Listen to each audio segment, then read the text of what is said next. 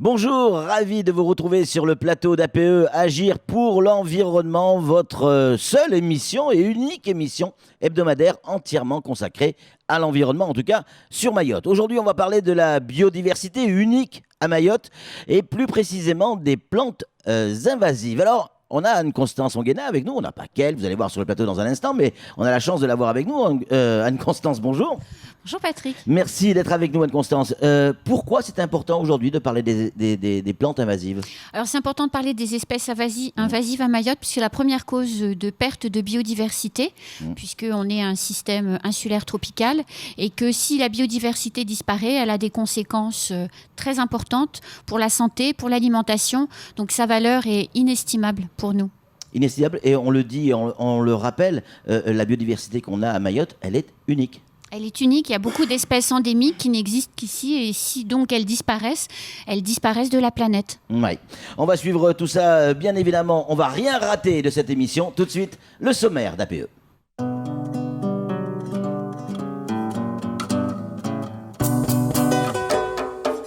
Cette semaine, ce nouveau numéro d'APE nous amène découvrir les espèces invasives qui colonisent nos forêts et nos espaces de verdure. Ces plantes, introduites par l'homme, qui entrent en compétition avec les espèces indigènes et qui prennent le dessus.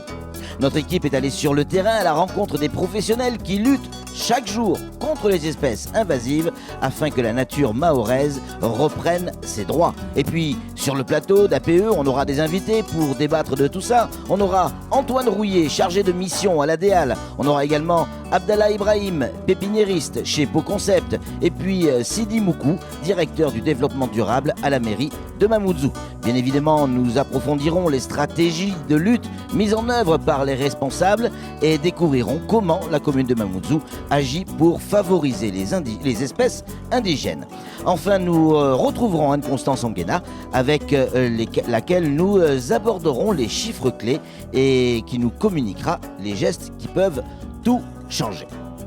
Que ce soit la forêt de Vunzé ou la réserve de Sazilé, des lieux magiques, pourtant ils sont colonisés par des espèces invasives. Saviez-vous que les naturalistes de Mayotte œuvrent chaque jour à Sazilé pour faire disparaître les conséquences des activités de l'homme sur ce lieu magique ? Eh bien regardez, la réponse est dans le reportage réalisé par Pierre Bellucci, Daniel Dunon et Oumrati Saïd. Regardez.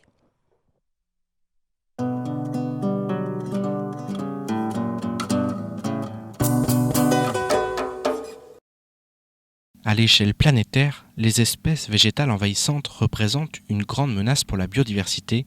Elles sont connues pour modifier le contenu nutritif du sol, la salinité, l'acidité ou les communautés microbiennes.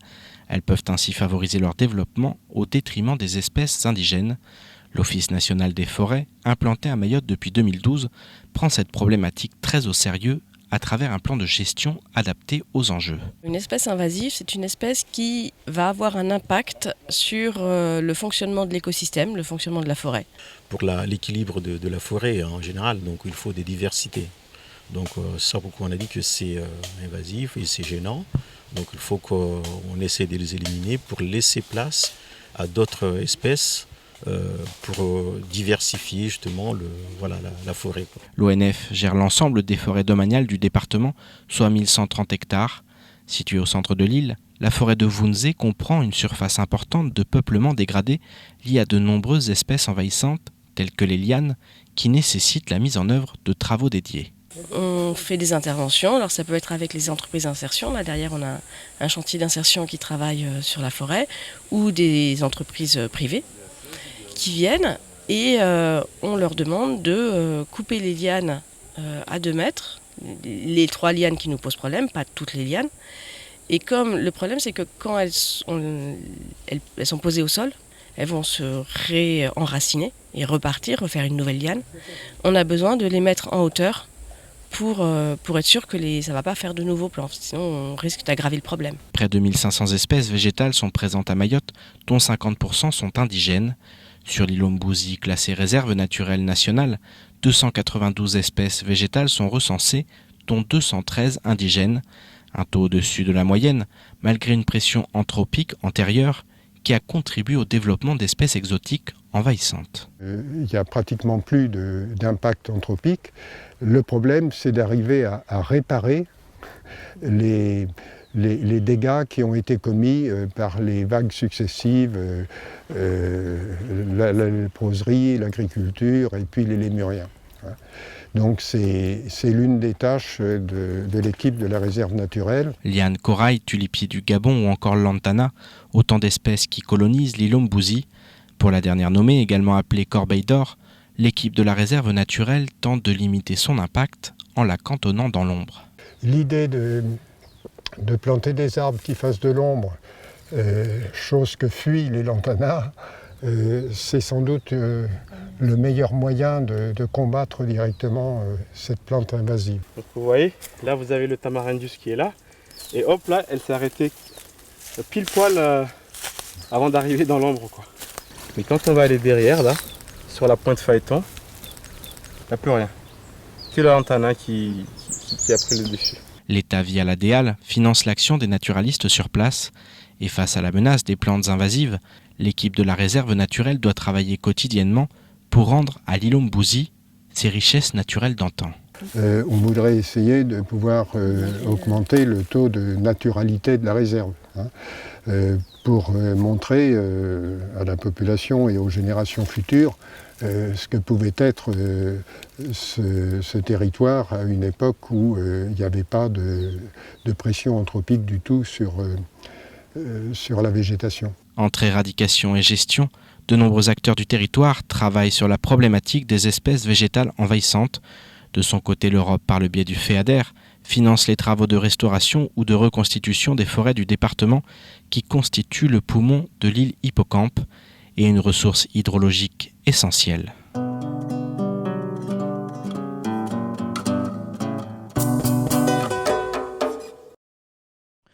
Ouais, chouette reportage de Pierre Bellucci et toute l'équipe. On va retrouver nos invités. Ils sont avec nous autour de cette table. Avec eux, on va revenir sur la découverte des espèces invasives. Mais d'abord, Antoine Rouillet de la DEAL, c'est quoi une espèce invasive ? Alors, une espèce invasive, c'est un organisme vivant végétal qui est introduit par l'homme, volontairement ou non sur un territoire d'ailleurs, et qui se reproduit, croît et tend à faire disparaître la biodiversité locale, les espèces locales. Alors déjà, est-ce que l'espèce invasive, le fait que ce soit l'homme qui l'amène, est-ce que c'est quelque chose qui est interdit ? Alors non, les introductions d'espèces ne sont pas interdites, notamment par exemple pour l'agriculture ou l'ornement. Par contre, il est important ici de mettre en place des garde-fous contre l'introduction d'espèces qui seraient concurrentielles par rapport aux espèces indigènes et coloniseraient notamment les milieux naturels. Sidi Moukou, comment les gens font pour faire rentrer ces espèces invasives ?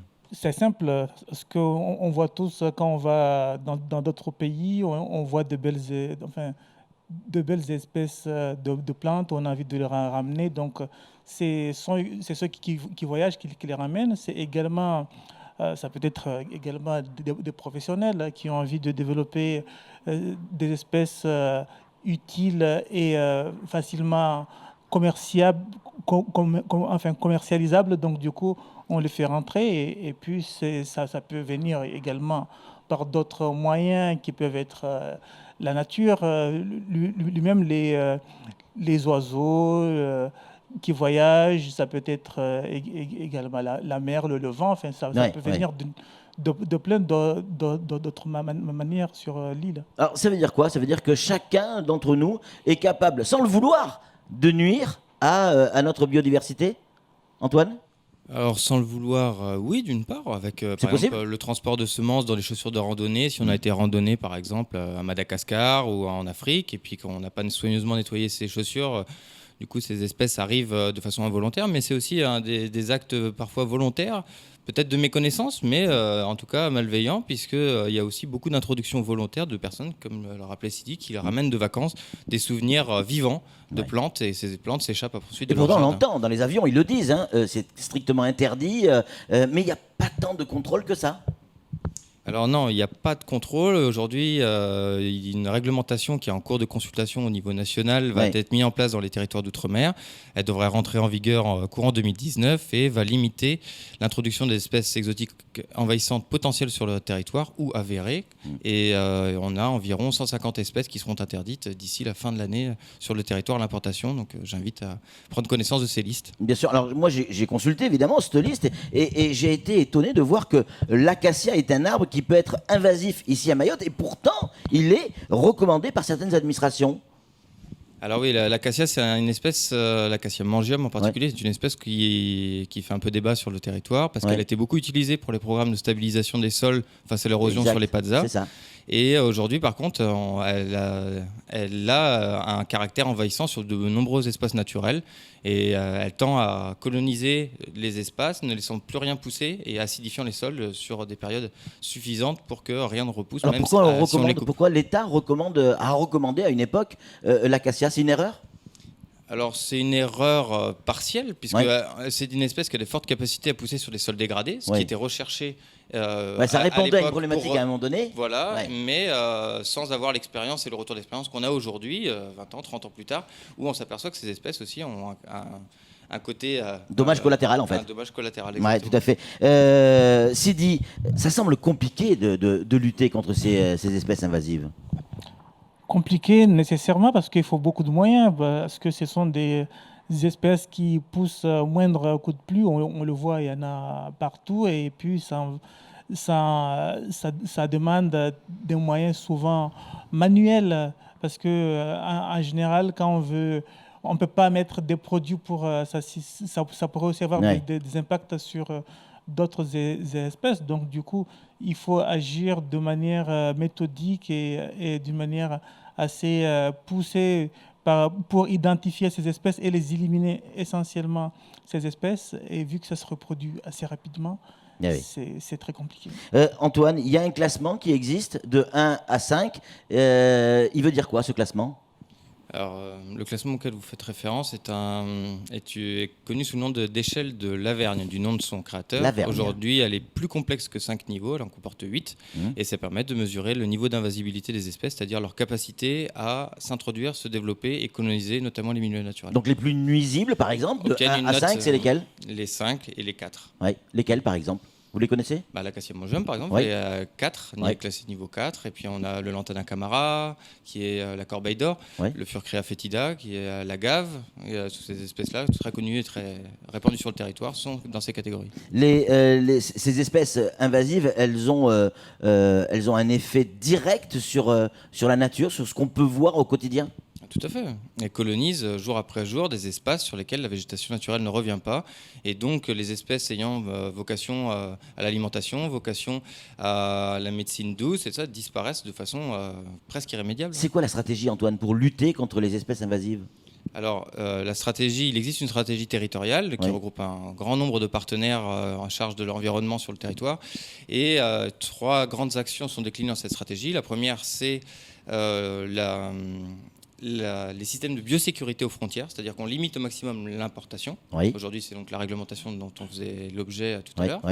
Le deuxième niveau, c'est la détection précoce sur le territoire de nouvelles espèces envahissantes et la mise en place de moyens de lutte précoce pour les limiter, les éradiquer avant qu'elles soient incontrôlables.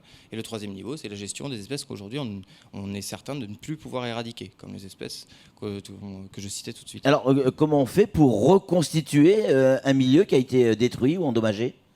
C'est compliqué, ça, quand même. Très, très compliqué. Mais c'est jouable, c'est faisable ? On y tend avec des protocoles assez sérieux. On replante les espèces qui correspondent au milieu, mais pour récupérer toutes les communautés végétales, notamment herbacées, mais aussi les communautés animales, ça prend terriblement de temps et des fois c'est irrémédiable et les dégâts sont à vous entendre, Antoine, on a le sentiment que la situation elle est grave. Pourquoi le gouvernement, pourquoi l'État, pourquoi les forces de l'ordre ne sont pas plus fermes pour interdire certaines espèces, les fouilles, les contrôles aux frontières et notamment à l'arrivée de l'aéroport ? Parce que déjà, il faut une connaissance de ces espèces-là pour les reconnaître. Ensuite, il y a des espèces qu'on ne connaît pas comme étant envahissantes sur le territoire et qui se révèlent être envahissantes une fois sur le territoire. Donc, on n'a pas de possibilité de mettre de contrôle aux frontières. Et puis ensuite, c'est parce que c'est des politiques qui coûtent énormément d'argent, notamment pour la lutte. Quand on met en place des luttes, qu'on fait des opérations d'arrachage, de replantation derrière, c'est un coût pour le contribuable. Et c'est effectivement une priorité pour les territoires insulaires de se doter de stratégies, de moyens de lutte contre ces espèces. Mais aujourd'hui, il est certain qu'on est limité par le financement de ces politiques. Sidi, comment vous, à Mamoudzou, vous luttez contre ces espèces invasives ? C'est quoi les méthodes ? Lutter, c'est un grand mot parce que nous avons quand même du mal, à part l'entretien des espaces urbains, on n'a pas d'action proprement en milieu naturel. Donc du coup, l'action qu'on met en place pour pouvoir, c'est contrebalancer plutôt ce phénomène en introduisant dans les espaces publics des espèces qui ont plus vocation à être indigènes ou endémiques, pour essayer de les développer et de les maintenir sur le territoire de cette manière-là. Pas évident du tout. On a la chance d'avoir sur ce plateau Abdallah Ibrahim, vous êtes pépiniériste. Comment vous répondez aux sollicitations des usagers qui voudraient planter ou introduire des espèces invasives ? À ce jour, la question ne se pose pas dans ce sens. En fait, anciennement, déjà, il existait des espèces introduites par l'homme qui ont des caractéristiques ornementales qui sont remarquables et les usagers exprimaient le besoin d'avoir ces plantes-là. Il faut savoir que la démarche telle qu'on la connaît aujourd'hui de lutter contre les espèces invasives, elle n'est pas encore ancrée chez l'usager. Même chez nous, les pépiniéristes, parce qu'on a envie d'avoir telle plante, on a envie d'avoir... sans se rendre compte des dégâts qu'on peut générer. En fait. Justement. Et chez nous, les pépiniéristes, on est plusieurs à dire que on cultive telle espèce parce que c'est celle-là qui ramène de l'argent. Alors, quelle espèce vous cultivez, par exemple si j'ai envie d'avoir dans mon jardin des fleurs qui s'avéreront plus tard que c'est une espèce invasive, est-ce que vous pouvez me proposer avec la pépinière, j'allais dire, une espèce différente mais pas invasive ? Oui, on est tout à fait en mesure parce qu'aujourd'hui, il y a plusieurs organismes tels que le Conservatoire du Littoral, l'ONF et tant d'autres acteurs qui ont engagé une démarche scientifique pour pouvoir connaître ces espèces.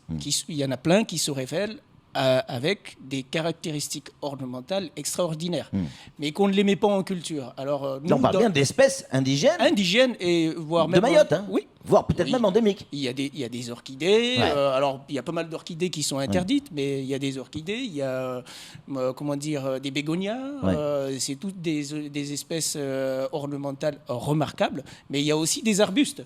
Il y a des arbustes, des arbres auxquels nous, par exemple, pépiniéristes, paysagistes, qu'on emploie dans les milieux urbains pour décorer, et ça donne les effets qu'on attend. Alors comment vous faites pour vous approvisionner en semences d'espèces indigènes de Mayotte ? Alors, moi j'ai la chance dans ma pépinière de travailler avec le Conservatoire du Littoral et le CBNM. Donc, dans le cadre de différents projets, notamment le marché de contrat de culture avec la mairie de Mamoudzou, qui consiste à mettre en place des cultures de plantes indigènes ou endémiques. Donc, de par ce canal, j'arrive à avoir les semences nécessaires, mais aussi les connaissances nécessaires pour pouvoir proposer ces espèces. Messieurs, je pose la question à tout le monde, y compris à Anne-Constance. On n'est pas tous des spécialistes des plantes, encore moins des plantes invasives, et pourtant on aime la nature, on a envie de la voir se développer autour de nous, et notamment dans notre jardin. Quels conseils vous pouvez nous donner pour éviter de faire rentrer des plantes invasives ? Je fais quoi ? Je fais rentrer une plante et j'appelle mon pépiniériste, comme j'appellerais mon docteur ? Il faut appeler Pau Concept, oui. Dans un premier temps. Bien sûr. Et je pose la question, comme on faisait à une époque en métropole avec les champignons, on ramassait les champignons, on appelait le pharmacien pour savoir si on pouvait le consommer ou pas. On doit faire pareil, Antoine ? Vous avez à disposition les services publics qui sont... on va donner votre numéro de téléphone personnel. Les services d'État de l'ADEAL, tout à fait, l'unité biodiversité. On a même de vous répondre aussi sur les caractéristiques envahissantes ou non de certaines espèces. le conservatoire botanique, dont faisait référence aussi Abdallah, qui a une expertise locale sur les espèces. Mais c'est tout d'abord un principe de précaution à avoir, de ne pas introduire soi-même les espèces, mais plutôt de s'approcher de professionnels à même de vous fournir des semences ou des plants qui sont avérés non envahissantes, ou auxquels vous pouvez demander en tout cas à ce qu'elles aient ces caractéristiques. Et nos gamins, la formation, est-ce qu'on peut leur expliquer très tôt, ou est-ce qu'il faut leur expliquer très tôt, je pense notamment au lycée agricole de Coconi, ce qu'est une plante invasive et comment ça doit fonctionner? Qui veut répondre? Anne-Constance.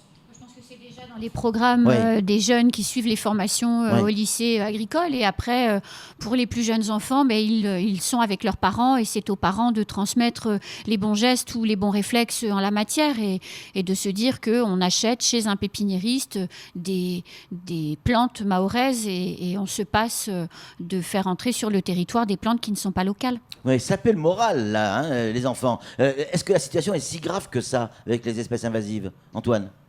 Elle l'est vraiment. Elle l'est vraiment. Elle l'est vraiment. Alors on a de la chance qu'on est sur un système tropical assez performant pour se défendre. La Réunion a des problèmes beaucoup plus graves en matière d'espèces envahissantes, par exemple. Mais la particularité locale fait que c'est clairement un sujet qui est important sur le territoire et sur lequel, pour l'instant, on se heurte et on a du mal à avancer. Je le disais tout à l'heure, hors antenne, avec un peu d'humour, l'homme a enfanté un monstre qui s'appelle l'espèce invasive et on a du mal à le maîtriser. Quelques chiffres, Anne-Constance. Comment Mayotte se positionne oh là, je vais la refaire ça là. Comment Mayotte se positionne-t-elle dans l'outre-mer français en termes de présence d'espèces invasives? Alors il y a un classement qui existe. On dénombre à Mayotte 19 plantes parmi les 100 plus invasives du monde, sachant qu'il y en a 60 en tout dans l'outre-mer et notre classement est 5e sur les territoires d'outre-mer, après la Polynésie, après la Nouvelle-Calédonie, après la Réunion. Oui, et le positionnement de Mayotte? 5e département d'outre-mer, oui. Ouais. Mais on est un des plus petits et on est un de ceux sur lesquels il y a le plus d'espèces invasives.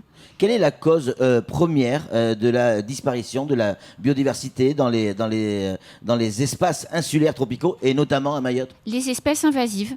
C'est ça? C'est ça. Essentiellement? Essentiellement.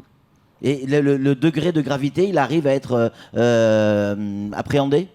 Le degré de gravité, c'est le classement. On prend ce dont parlait Antoine tout à l'heure. Voilà, on est un hotspot de biodiversité mondiale. Il y en a, je crois, 64 à travers le monde. Et on est on a 19 plantes invasives présentes parmi les 100 plus dommageables sur notre territoire. Donc oui, il y a quand même un vrai sujet, oui. On peut clairement, en conclusion, arriver à avoir autour de nous une nature belle, fleurie, jolie, colorée, sans pour autant faire venir des fleurs, des plantes de l'extérieur? C'est exact, oui. C'est sûr? C'est certain même. On se rapproche de notre pépiniériste, on prend conseil Je vous invite à aller la... découvrir les forêts naturelles qui restent, les mairies qui existent là-bas. Vous pouvez, et c'est ce qu'on tente aujourd'hui d'influencer sur le territoire, c'est que ces espèces soient disponibles à la vente pour l'ornement dans les jardins. Que ces espèces qui sont connues, qui ont des usages, soient mises dans les jardins. Dernière question, elle est pour Sidi, pour la mairie de Mamoudzou, qui se bouge énormément pour lutter contre ces espèces invasives. À quand une ville fleurie et colorée? Vous faites beaucoup de choses, mais c'est beaucoup de plantes vertes, on voit beaucoup de vert, mais pas beaucoup de couleurs. Mais ça vient, il faut d'abord de l'ombre pour c'est pas faux. Donc ensuite, on y travaille également avec les pépiniéristes, notamment Ibrahim Abdallah qui est ici de Poco Concept, pour exactement développer ce genre de plantes, notamment le Touria qui peut remplacer des plantes locales comme le jasmin qui lui vient de l'extérieur, alors que le Touria, lui, il est dans la nature ici. C'est vrai. Et qui est très beau aussi. Et qui sent. Et qui sent aussi. Ouais. Donc il y a cette possibilité et on y travaille, ne serait-ce qu'en pépinière chez nous, pour les développer également, pour pouvoir embellir Mamoudzou différemment. Bien sûr, on ne va pas faire que du 100% indigène, mais l'objectif, c'est de faire une majorité indigène, mais aussi mixée avec ce qui marche aussi, qui donne des couleurs comme ce qu'on voit au bord de nos routes et dans les cours, les hibiscus, comment on appelle ça, les lauriers, un peu moins, mais surtout... Bon, on va découvrir ça Voilà, et garder le exactement. secret. Voilà, Garder on va le garder secret. En tout cas, on a bien compris et je voulais vraiment vous remercier parce que on a pris conscience de ce qu'était une espèce invasive et surtout les dommages que ça pouvait occasionner à notre nature et donc à notre vie au quotidien. Merci Antoine, merci Abdallah, merci Anne-Constance, merci Sidi. C'est tout pour ce numéro d'APE. Nous, on va se retrouver la semaine prochaine, rassurez-vous, avec une nouvelle émission d'APE. Ça sera sur la même chaîne, à peu près la même heure, avec d'autres invités et un nouveau thème. D'ici là, soyez prudents. Salut.